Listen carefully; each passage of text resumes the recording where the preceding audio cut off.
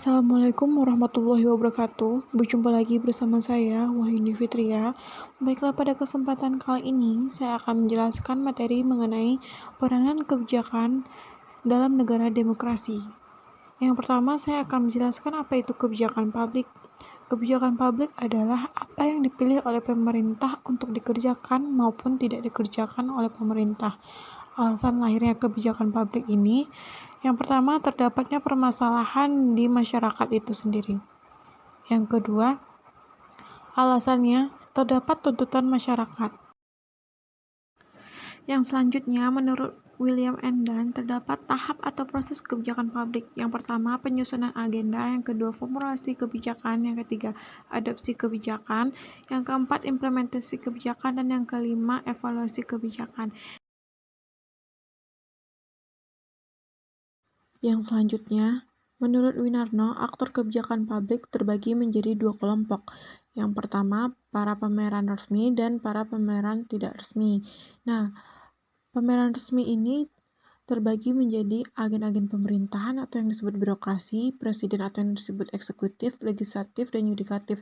Sedangkan kelompok pemeran tidak resmi yaitu kelompok-kelompok kepentingan, partai politik, dan warga negara individu. Yang selanjutnya, negara demokrasi. Contohnya saja dapat diambil yaitu Indonesia. Nah, Indonesia adalah salah satu negara yang menganut sistem pemerintahan demokrasi. Nah, negara demokrasi ini, di mana sistem pemerintahannya ini dari rakyat, oleh rakyat, dan untuk rakyat. Nah, contohnya saja pada saat kegiatan pemilu yang berasaskan langsung, umum, bebas, dan rahasia. Yang selanjutnya, prinsip demokrasi. Yang pertama, adanya kontrol atau kendali masyarakat terhadap keputusan pemerintah. Yang kedua, adanya pemilihan yang jujur dan teliti. Yang ketiga, adanya hak memilih dan dipilih. Yang keempat, adanya kebebasan berpikir dan menyatakan pendapat tanpa ancaman. Yang kelima, adanya kebebasan mengakses informasi. Yang keenam, adanya kebebasan berserikat yang terbuka. Yang selanjutnya itu ada manfaat demokrasi. Yang pertama, kesetaraan sebagai warga negara.